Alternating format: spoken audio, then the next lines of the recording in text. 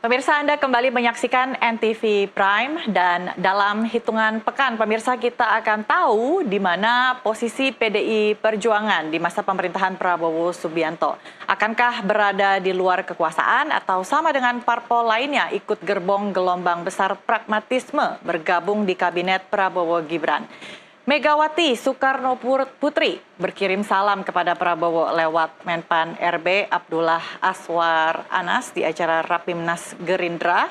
Sedangkan Wakil Ketua Umum Gerindra Rahayu Saraswati menegaskan partainya tidak menutup pintu kepada semua kekuatan untuk bekerja sama. Dan untuk membahas topik ini kami sudah mengundang politikus PDI Perjuangan Guntur Romli. Mas Guntur, terima kasih sudah berkenan hadir di studio NTV. Dari dua insiden yang tadi kita dengar sama-sama, apakah itu sinyal kalau PDIP akan bergabung ke koalisi? Belum tentu bergabung, karena hal itu belum diputuskan oleh Ketua Umum kami, Ibu Megawati Soekarno Putri. Dan juga biasanya kalau keputusan mau di dalam atau di luar pemerintahan, kami kan tidak menggunakan istilah oposisi dan koalisi, karena itu tidak ada dalam istilah kenegaraan kita, tapi berada di dalam atau di luar pemerintahan. Biasanya itu diputuskan dalam kongres biasanya. Tapi tentu saja kami juga tidak menafikan bisa jadi ada pertemuan antara Ibu Mega dengan Pak Prabowo dalam waktu dekat, bisa sebelum pelantikan atau setelah pelantikan.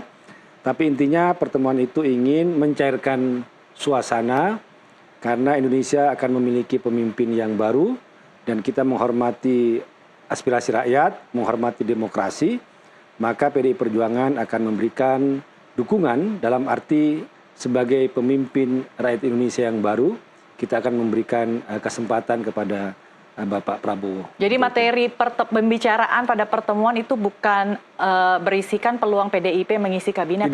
Tidak. Karena Ibu Mega itu berpolitik secara prinsip. Jadi bukan untuk menawarkan posisi atau malah minta jabatan, tentu saja tidak. Tetapi lebih kepada silaturahim antara ketua umum partai dan juga antara dua elit ya, yang selama ini juga diharapkan untuk bertemu. Karena Bu Mega juga sebelum ini tidak bertemu dengan Pak Prabowo kan untuk menghormati warga rakyat yang memilih Pak Ganjar dan Pak Mahfud. Karena kan kami waktu Pilpres 2024 itu kan memiliki pasangan sendiri. Jadi kan jangan sampai karena Pilpresnya sudah selesai tiba-tiba bertemu nanti dianggap hanya terjebak dalam politik yang pragmatis seperti yang disebutkan tadi itu. Itu tidak dilakukan oleh Ibu Mega karena ingin menghormati aspirasi masyarakat yang memilih Pak Ganjar dan Pak Mahfud. Dan Bu Mega juga menegaskan bahwa dalam Pilpres 2024 juga ada kecurangan yang terstruktur, sistematif dan masif. Dan itu juga kami melakukan gugatan pada MK termasuk juga ke Pengadilan Negeri sebagai upaya untuk perlawanan dalam koridor hukum. Oke.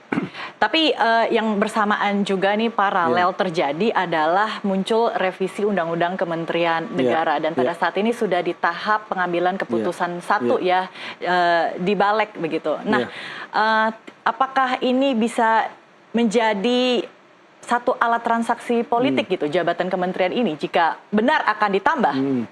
Ya, seperti yang disampaikan oleh Mas Pramono Anung bahwa PDI Perjuangan itu memberikan keluasan ya kepada presiden yang akan dilantik nanti untuk membentuk suatu kabinet.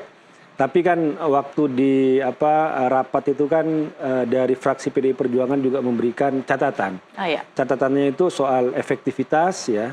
Kemudian juga soal efisiensi, efektivitas itu tetaplah kalau misalnya mau membangun sebuah kabinet yang lebih dari kementerian yang sekarang jumlahnya itu, ya tapi tetap kan harus dilihat dari efektivitas. Kemudian efisiensi, persoalan anggaran negara, karena kan sekarang juga masa yang sulit, juga catatan.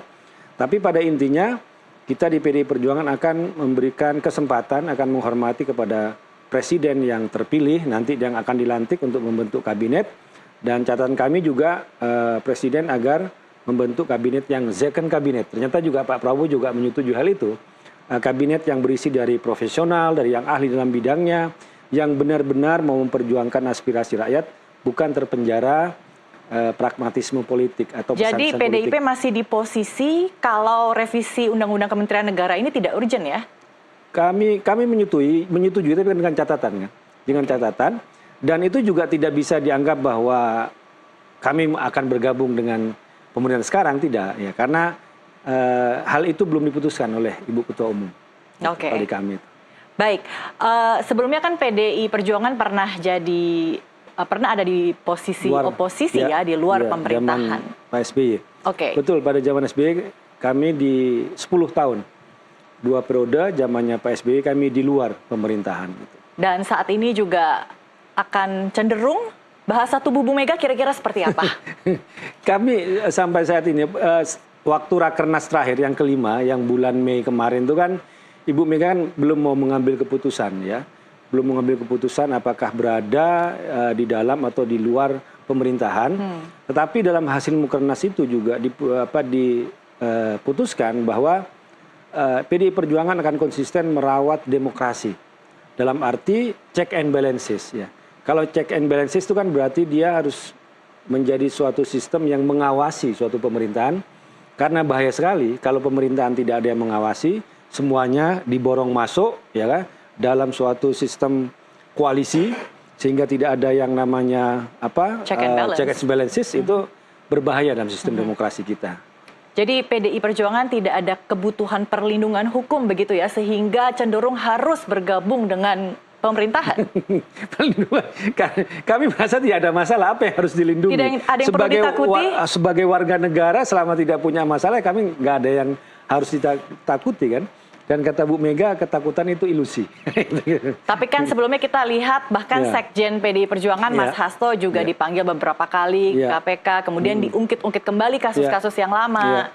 Jadi untuk mencegah hal-hal yang serupa terjadi di kemudian hari, bukankah akan lebih nyaman kalau berada di dalam lingkar kekuasaan? Itu yang kami sebutkan bahwa ada persoalan kriminalisasi, menggunakan penegak hukum, menggunakan polisi, menggunakan KPK, ya hanya untuk kepentingan sesaat, kepentingan rezim penguasa. Dan kami tidak pernah merasa ketakutan untuk berada di posisi luar pemerintahan, melakukan kritik terhadap pemerintah. Ya kami juga akan melakukan perlawanan jika upaya-upaya kriminalisasi itu dilakukan gitu loh. Jadi tidak ada tawar-menawar kursi di kabinet ya? Tidak ada. Kami pastikan itu tidak ada. Meskipun nanti ada pertemuan antara Ibu Mega dengan Pak Prabowo, maka itu lebih kepada soal visi misi Indonesia ke depan, ya apa yang bisa dibantu oleh PDI Perjuangan, tapi tidak dalam arti menawarkan menteri. Karena seperti saya sampaikan tadi bahwa PDI Perjuangan malah menyetujui atau mendukung second kabinet. Menteri yang dipilih berdasarkan profesionalitas dan keahlian. Baik, Mas Guntur, kita akan lanjutkan dialog setelah jeda. Pemirsa, tetaplah bersama kami di NTV Prime.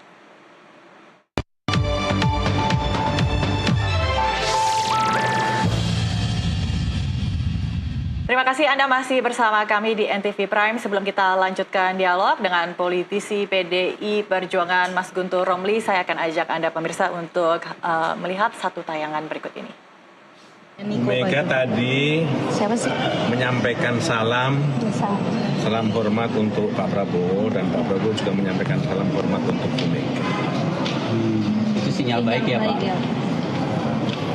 Ya, sebagai sesama pemimpin bangsa, saya kira saling memberi salam dan saling menyampaikan salam adalah tradisi yang baik. Salam itu adalah bentuk penghormatan, salam itu adalah doa kebahagiaan kepada orang yang bertuju. Saling mendoakan dan saling berpengharapan terhadap atau di antara para sesama pemimpin bangsa adalah sesuatu yang baik yang harus menjadi tradisi dalam bersilaturahmi. Sebentar lagi atau gimana? Insya Allah akan terjadi. Sebelum pelantikan? Sebelum pelantikan. Mudah-mudahan. Bahkan udah terjadi ya Pak? Di Bandung. Benar nggak tuh Pak? Benar nggak Pak? Pokoknya insya Allah akan terjadi sebelum pelantikan. Ya, pernyataan yang sangat diplomatis ya, silaturahmi kurang lebih sama dengan Mas Guntur Anda. Tapi ini membuat kita tidak bisa tidak berpikir kalau ini adalah satu ajakan untuk bersama-sama kita menggemukkan dukungan di satu koalisi Kim plus plus ini bisa jadi. Iya, prinsipnya Pak Prabowo dengan Ibu Megawati itu tidak pernah menjadi persoalan, ya kan? Pada tahun 2009 kan juga pernah menjadi pasangan, ya kan? Mega Pro waktu itu. Kemudian juga PDI Perjuangan juga merasa tidak ada persoalan dengan Gerindra. Jadi secara prinsip hubungan antara Ibu Mega dengan Pak Prabowo itu baik. Nah, saya sampaikan tadi kenapa selama ini tidak pernah bertemu. Saya sampaikan bahwa itu adalah cara Ibu Megawati menghormati pemilihnya Pak Ganjar dan Pak Mahfud, dan agar tidak ada kesan setelah Pilpres tiba-tiba ada elit cuma hahaha itu kan, hanya untuk tawar-menawar kekuasaan. Nah, Ibu Mega bukan seperti itu tipikalnya. Nah, kemudian kalau tadi sampaikan Pak Ahmad Muzani terkait pertemuan apakah sebelum pelantikan ya, saya sendiri belum dapatkan update ya. Tapi kami disampaikan juga bahwa pertemuan itu akan terjadi, ya insya Allah akan terjadi. Cuma terkait jadwalnya memang belum. Kami belum mendapatkan informasi ya. Mungkin kalau Sekjen PDI Perjuangan mungkin lebih update ya kan. Tapi sampai saat ini belum ada informasi terkait jadwal pertemuan. Kira-kira jadwal pertemuan akan sebelum atau sesudah Undang-Undang Revisi Kementerian Negara ini diketok? Malah lebih cepat ya. Kalau Pak Ahmad Muzani tadi kan malah sebelum pelantikan. Kayaknya kalau pengesahan itu belum kayaknya deh itu. Belum sampai ke sana ya. Belum, tapi intinya belum ada update lah untuk jadwal kapan pertemuan antara Ibu Mega dengan Pak Prabowo itu. Menurut Anda Mas Guntur, apa sih plus minusnya PDI Perjuangan ini masuk dalam kabinet? Kalau kami melihat dari tadi, kalau kita bicara soal merujuk kembali kepada hasil dari Rakernas kelima, bahwa memang di situ dari suasana kebatinan dari pemimpin, kemudian juga dari katakanlah kader PDI Perjuangan kan memang lebih ingin berperan sebagai mengawasi demokrasi dari luar sebagai pemerintahan, checks and balances ya, di luar pemerintahan itu kan. Dan itu juga disampaikan juga oleh Mas Ganjar juga. Ya cuma segala keputusan yang ada di PDI Perjuangan dan itu juga ada dalam ADART kami, bahwa hal itu mau berada atau di dalam kelurahan itu biasanya hak prerogatif dari ketua umum dan atau juga diputuskan dalam kongres gitulah. Jadi makanya saya sampaikan tadi, meskipun ada pertemuan antara Ibu Mega dengan Pak Prabowo, itu tidak berarti bahwa PDI Perjuangan mau masuk dalam pemerintahan, tidak. Bisa jadi itu adalah pertemuan silaturahim biasa antara dua tokoh yang tidak pernah ada masalah sebenarnya kan. Cuma karena momennya ini adalah pemerintahan yang baru, kita juga harus memberikan kesempatan. Karena kalau elitnya ribut, ya suasana ekonominya memburuk, politiknya tidak stabil, itu kan yang menjadi korban kan masyarakat secara luas. Maka kami tidak mau hal itu terjadi. Kalau ditawari masuk dalam kabinet PDI Perjuangan mau dong? Belum ada tawaran itu, jadi tidak. Tadi kata menjawab. Waketum Gerindra Rahayu Saraswati pintu terbuka jika ingin bergabung. Ya, itu kan normatif. Dalam arti ya siapapun Pak Prabowo kan ingin merangkul semua pihak, partai politik semua ingin dirangkul. Tapi dalam arti bahwa itu ada tawaran kabinet kepada PDI Perjuangan, itu tidak ada. Jadi stand dari PDI Perjuangan adalah menjadi oposisi itu penting untuk check and balances ya? Iya, di luar pemerintahan itu adalah hal penting untuk agar ya demokrasi tidak menjadi sistem yang otoriter ya, semua kekuasaan berpusat kepada satu oligarki yang sering kita sebut saat ini, tapi ya harus ada yang mengawasi itu. Meskipun sendirian, tunggal, tanpa ada PKS dan lain-lainnya, koalisi perubahan itu sudah ke sana semua loh Mas. Tidak ada masalah. Tetap percaya diri aja. Kita banteng. Banteng ya. Bagaimana Anda mencermati Prabowo yang presiden terpilih sudah berkali-kali menyatakan bahwa tidak ingin ada oposisi? Menurut kami Pak Prabowo mungkin agak lupa bahwa pada tahun 2014-2019 Pak Prabowo kan berperan sebagai oposisi di luar pemerintahan Pak Jokowi gitu. Jadi kalau sejarahnya sebenarnya oposisi atau di luar pemerintahan itu hal yang tidak perlu ditakuti lah ya. Karena kan kami juga kan kalaupun di luar pemerintahan akan melakukan standar-standar yang jelas, yang baik, bukan asal berbeda. Sepertinya Pak Prabowo bukannya lupa, tapi sekarang cenderung alergi untuk ada oposisi. Ya, jangan sampai lupa, kita ingatkan lagi bahwa dalam sistem demokrasi itu ada yang ada di dalam, ada yang di luar kan. Ada yang mengawasi, kita ibaratkan kayak orang membangun sebuah bangunan ini kan jangan semuanya jadi tukang kan. Harus ada yang jadi mandor, ada yang harus jadi pengawas itu kan. Jangan semua jadi tukang, akhirnya ya nggak ada yang mengawasi. Dan itu akan berdampak kepada pemerintahan Pak Prabowo selanjutnya. Kalau tidak ada yang mengawasi, tidak ada yang mengkritik, bagaimana dia mendapatkan masukan-masukan yang baik.